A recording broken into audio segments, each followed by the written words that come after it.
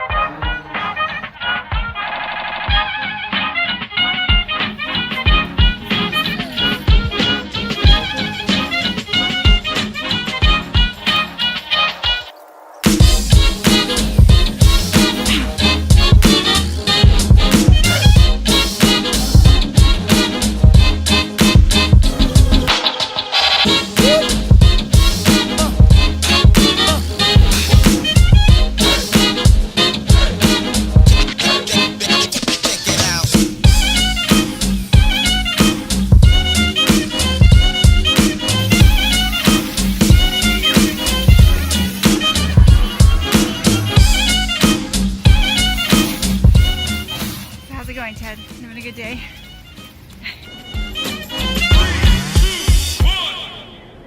So we've done the Jacksonville Zoo.